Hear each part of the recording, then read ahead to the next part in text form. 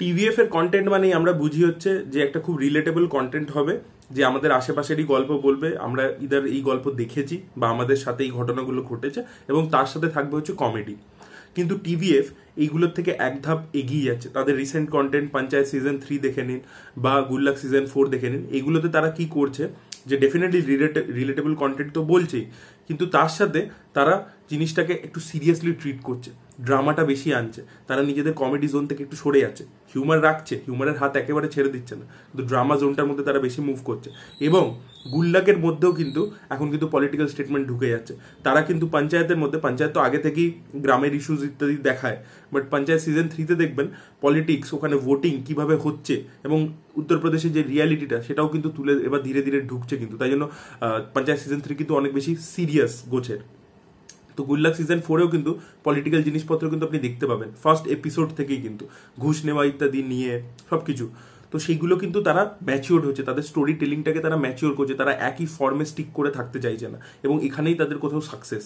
দেখুন গুল্লাক হচ্ছে খুব কমই এরকম ওয়েব সিরিজ আছে আমাদের ইন্ডিয়ান প্ল্যাটফর্মে, মানে যে ইন্ডিয়াতে যা যা ওটিটি প্ল্যাটফর্ম আছে সেখানে খুবই কম এরকম মানে সিরিজ আছে যেগুলো সিজন 4 অব্দি পৌঁছেছে, মানে প্রতিটা সিজন সাকসেসফুল হচ্ছে তবেই তো পরবর্তী সিজনটা হচ্ছে। তো গুল্লাক কিন্তু নিজে 3টে সিজন অব্দি কিন্তু সেই এসেন্সটাকে খুব সুন্দর করে ধরে রেখেছিল, সিজন 4-এও তারা এসেন্সটাকে খুব সুন্দর করে ধরেছে, অ্যাট দ্য সেম টাইম তারা ইমপ্রুভও করেছে।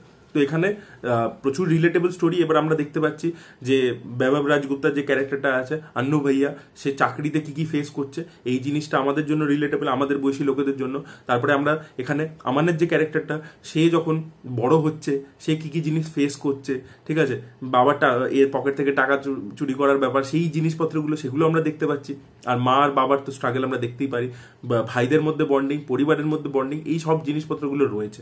এবং তার সাথে যেটা তারা করছে যে কিছু ক্যারেক্টার এরকম থাকে টিভিএফ ওয়ার্ল্ডে যেগুলো ধরুন কমেডির জন্যই রাখা আছে, কিন্তু আপনি দেখবেন সেগুলোকে কিন্তু পরের সিজনে তারা অনেক বেশি ম্যাচিউরলি ট্রিট করেছে, তাদের ব্যাক স্টোরি দিয়েছে, তাদেরকে ভালোভাবে। মানে ধরুন প্রহ্লাদ চা, এই যে ক্যারেক্টারটা পঞ্চায়েত সিজন 3-তে মানে সিজন 3-তে যতটা ইম্পর্টেন্ট ক্যারেক্টার হয়ে গেছে, সিজন 2 এর শেষের দিকে সে ইম্পর্টেন্ট হয়েছিল, সিজন 3-তে সে সবচেয়ে ভালো পারফরমেন্স দিয়ে দিয়েছে, কিন্তু সিজন 1-এ কিন্তু হি ওয়াজ এ কমেডি সাইড কিক, তাই না? সেরকম এখানে বিট্টু কি মাম্মি, এই ক্যারেক্টারটা কিন্তু এতদিন আমাদেরকে হাসাতো খালি, কিন্তু এবারে তারও কিন্তু কিছু শেডস আমরা দেখতে পাই।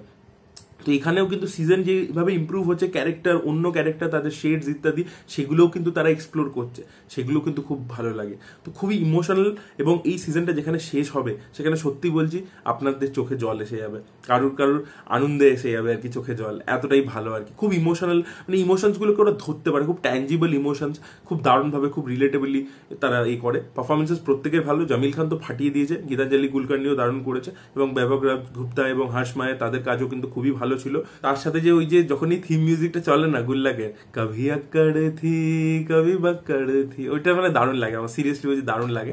এবং মানে এই যে মাইক্রোস্কোপিক জিনিসপত্র, আমরা আর কি আমাদের লাইফে ভাবি না যে বড় বড় জিনিস হবে, বড় বড় জিনিস নিয়েই ছবি হতে পারে, মানে ম্যাক্রো ইভেন্ট আমরা খুঁজি যে ম্যাক্রো ইভেন্ট দিয়েই সিনেমা হতে পারে বা সিরিজ হতে পারে, বাট টিভিএফ এটা করে দেখিয়েছে যে মাইক্রো জিনিসপত্র যেগুলোতে আমাদের হয়তো চোখই যাবে না, যেটাকে আমরা ইভেন্ট বলে মনেই করবো না, সেই জিনিসপত্র দিয়ে তারা সিনেম্যাটিক জিনিসপত্র দেখাচ্ছে আমাদেরকে।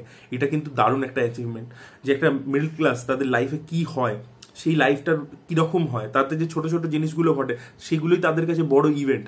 So how you will treat it, সেটাই কিন্তু এটার ইউএসপি। এবং তার মধ্যে কিন্তু মানে আনন্দ আছে, দুঃখ আছে, বন্ডিং আছে, সব কিছু আছে। তো এটা আমার মনে হয় খুবই ভালো, মানে আমার তো দারুণ লেগেছে সিজন 4টা। আপনাদের যদি দেখেছেন তাহলে আপনাদের মতামত অবশ্যই জানাবেন, আর যারা দেখেননি এখনো অবশ্যই চেক আউট করুন, আপনাদের আশা করি ভালো লাগবে। So that was it guys, thank you so much watching this video. ভিডিওটা ভালো লেগে থাকলে লাইক করুন, শেয়ার করুন, চ্যানেলটিকে সাবস্ক্রাইব করতে ভুলবেন না। Bye bye.